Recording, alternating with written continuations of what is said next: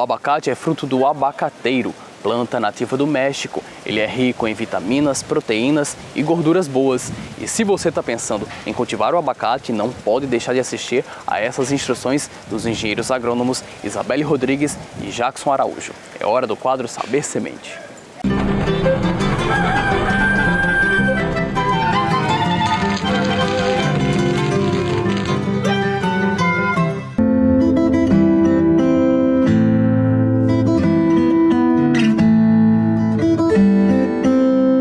Olá, gente! No Saber Semente de hoje, ensinaremos como produzir mudas de abacate. Ele é fonte de vitamina A, vitamina C, B6, além de ser rico no que chamamos de gordura boa, auxiliando nas taxas de colesterol, sendo utilizado em dietas e também na indústria de cosméticos. Inicialmente, quando abrimos o abacate, a semente vai estar aqui dentro, né? E a partir daqui a gente observa o sentido do abacate. Embaixo ela vai ter essa estrutura aqui, que ela vai ter que ficar voltada para a parte de baixo do nosso copinho.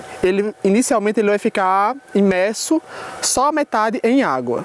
Isabelle vai mostrar o processo onde a gente vai acrescentar alguns palitos, que pode ser tanto palito de dente ou de churrasco, para pôr no copo e ele só ficar metade submerso. Pode utilizar 4 palitos, mas também pode utilizar 3. O importante é que ele fique fixo, deixando a parte inferior voltada para baixo no copinho com água. Vamos utilizando essa quantidade de água necessária para deixar ela submersa. Após fixar a semente no pote com água, ela vai passar em torno de 1 mês e 1 mês e meio, que vai ser o processo de pré-embebição, onde ela vai aumentar e desenvolver as suas raízes. A partir daí, ela vai apresentar o seu sistema aéreo, que é a parte aérea, a planta mesmo que vai sair da semente. Com algumas semanas ele vai se desenvolver, já pode perceber uma diferença, né? E a partir daqui ela vai chegar na última etapa, que já vai estar pronta para transplantar com substrato adequado. O importante na etapa ainda de embebição é que essa água seja trocada 1 vez por semana, para evitar a presença de lodos e insetos. Aqui a gente está utilizando um substrato comum mesmo, de esterco ou humus, pode ser também. E ela agora vai tirar aqui a semente, vai retirar os palitos para pôr aqui no saco de muda. E essa parte é importante você ter cuidado com a raiz dela, porque ela não pode quebrar, já que a raiz é por onde ela vai começar a se alimentar dos nutrientes presentes no substrato.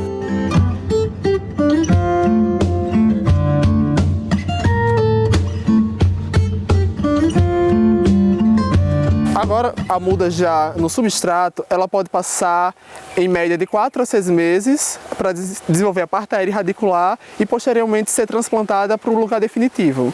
Isabelle vai mostrar agora a vocês o tamanho máximo, né, que ela pode atingir no saco de muda.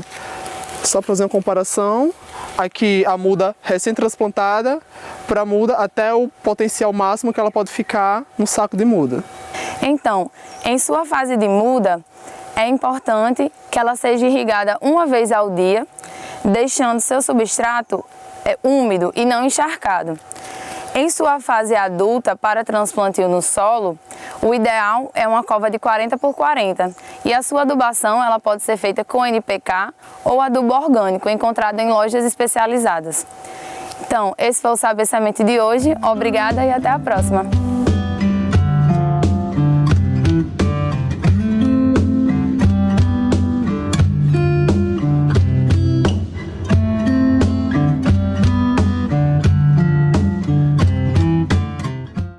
O Parque Nacional da Furna Feia é uma unidade de conservação brasileira de proteção integral ao meio ambiente. Criado em 2012 entre os municípios de Mossoró e Baraúna, no Alto Oeste Potiguar, o parque possui a maior concentração de cavernas conhecidas de toda a região Nordeste. Ele ainda não está aberto à visitação, mas a expectativa é de que abra no segundo semestre de 2019.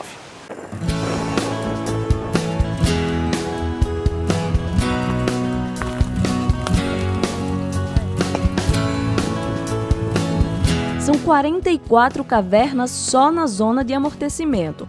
Essas áreas protegidas ao redor do Parque Nacional cumprem o papel de borda para conservar o equilíbrio ecológico da Furna Feia. Não é a área do parque especificamente, é uma área que é definida para ter propriedade privada, para ter loteamento dos assentamentos. São 25 mil hectares aproximadamente, então as pessoas vão continuar tendo suas atividades rurais. E nessa zona de amortecimento é onde tem atividade que tem processo de licenciamento ambiental, é necessário que elas tenham uma autorização do parque. Administrada pelo Instituto Chico Mendes de Conservação da Biodiversidade, a Unidade Brasileira de Proteção Integral da Natureza foi criada em 2012. São 250 cavernas ao todo, numa área de 8,4 mil hectares entre 2 municípios do Rio Grande do Norte. Mossoró e Baraúna estão localizadas a aproximadamente 300 quilômetros da capital e o parque torna-se o maior em concentração de cavernas reconhecidas no Nordeste.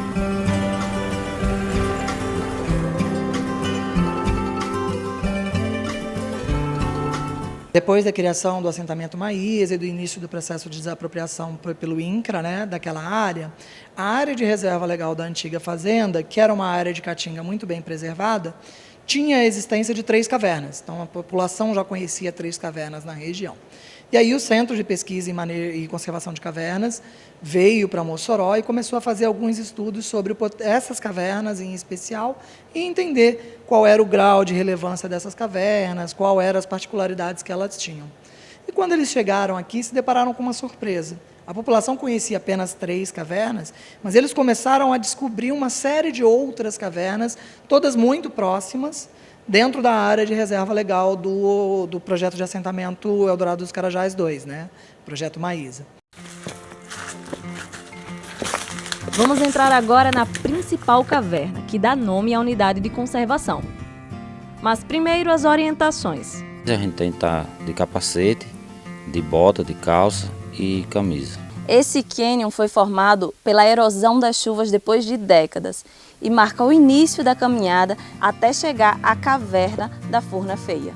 Geologicamente, a área corresponde a um erguimento tectônico com mais evidência na Serra Mossoró.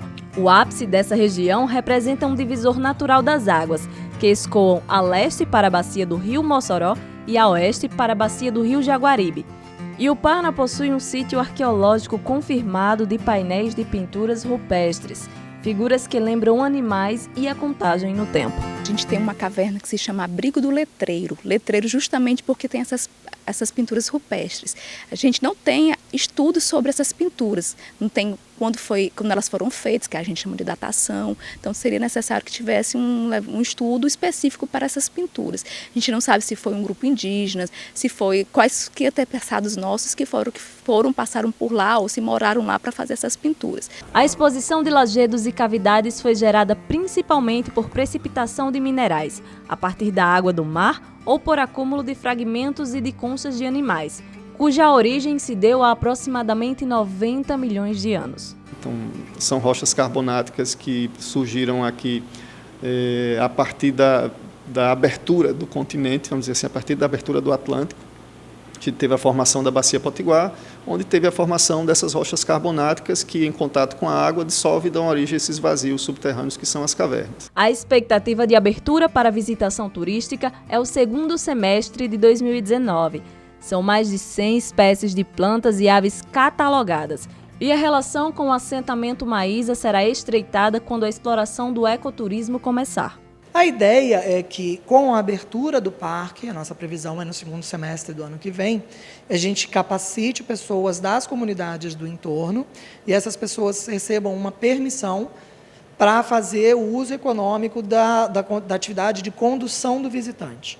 Então, a gente vai treinar condutores de visitantes, principalmente nas comunidades do entorno, e aqueles que forem aprovados no processo de treinamento recebem uma permissão do governo para explorar economicamente a atividade de condução de visitantes. É uma estratégia para que a gente possa trazer retorno econômico para essas comunidades, né? Associando o ecoturismo e o turismo espeleológico com a visitação das cavernas, o parque pode ser incluído no roteiro de quem passa pela cidade. Na caverna da Furna Feia, existem cortinas fantásticas para visitação. Existe, por exemplo, um espeleotema bastante famoso, que quem vai lá visitar, quando a gente leva os alunos, por exemplo, eles querem tirar foto, que é a Pedra do Tubarão. Então você tem uma formação, né, calcária, né, esculpida em função da dissolução do carbonato, né, que deu origem a uma rocha que lembra a cabeça de um tubarão. Esses elementos, né, têm um valor patrimonial e podem garantir o desenvolvimento da atividade turística voltada a esse foco dos geossítios, do patrimônio geológico e patrimônio geomorfológico. Isso naturalmente deve atrair no futuro muitos turistas aqui para a cidade. Então nós estamos também, enquanto associação comercial, compomos o Conselho Consultivo do Parque, estamos aqui contribuindo, fortalecendo para que isso seja mais uma atividade entre as tantas que nós estamos trabalhando, para tornar também o turismo uma atividade econômica que traga desenvolvimento socioeconômico para Mossoró e região. O Parque Nacional da Furna Feia eu enxergo como a cereja do bolo para a nossa região no que diz respeito ao turismo. O turismo é um segmento, é o terceiro segmento que mais movimenta recursos no mundo, né, e no Brasil está distante do seu potencial. E a Furna Feia tem um potencial, um diferencial, que vem a se somar com outros diferenciais que nós temos na nossa região, como, por exemplo, a visitação turística, as salinas, as fazendas de fruticultura, e até a produção de petróleo. E a visitação das cavernas pode movimentar bastante o segmento do turismo na nossa região, que, quando estiver concretizado, será muito bom para toda a região.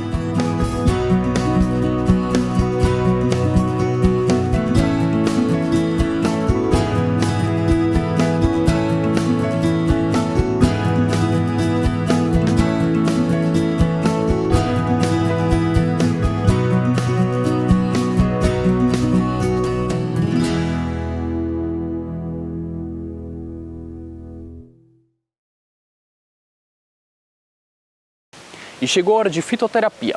Lá vem o professor de farmácia Divaldo Micali trazendo mais uma edição do quadro Cura Verde. Vejamos as propriedades da pitanga e os benefícios do chá da folha da pitangueira, planta da família das mirtáceas, natural das áreas de Mata Atlântica e que, fora do Brasil, é conhecido por alguns como Brazilian Cherry, a cereja brasileira.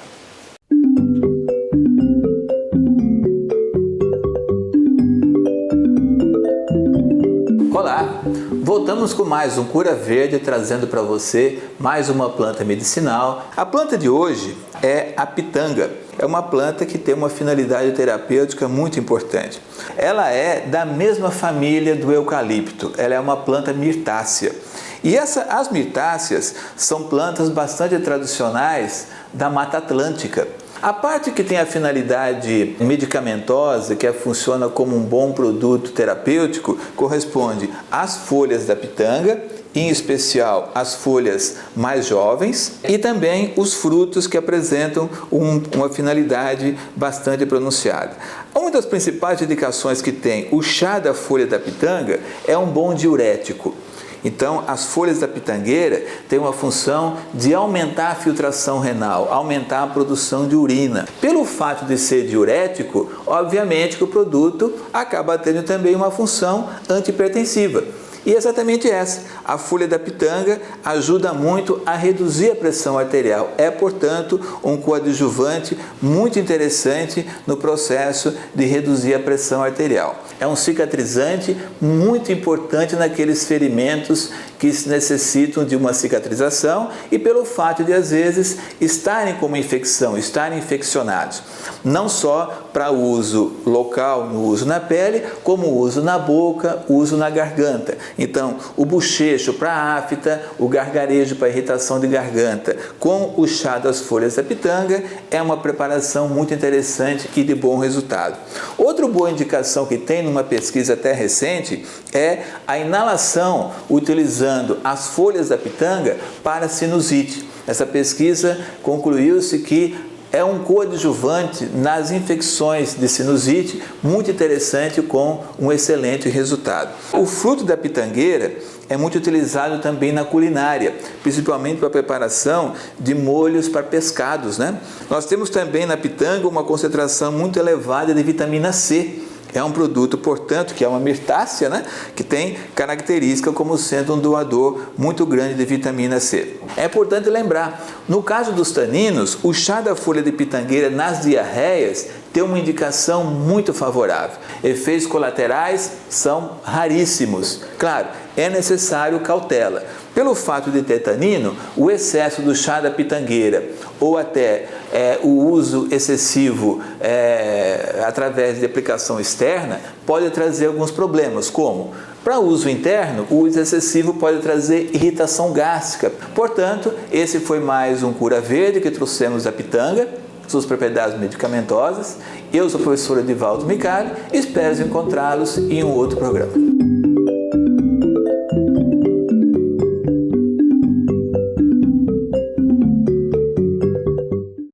O Tela Rural de hoje vai encerrando por aqui. Mais uma vez foi um prazer ter a sua companhia. Espero que você tenha gostado do programa de hoje. E se você quiser continuar com a gente através das redes sociais, é bem simples. Só acessar a página facebook.com/Tela Rural. Aproveite para rever as nossas entrevistas, reportagens. Todos os nossos vídeos estão lá disponíveis. A gente se vê novamente no programa da semana que vem. Tchau, tchau e até lá.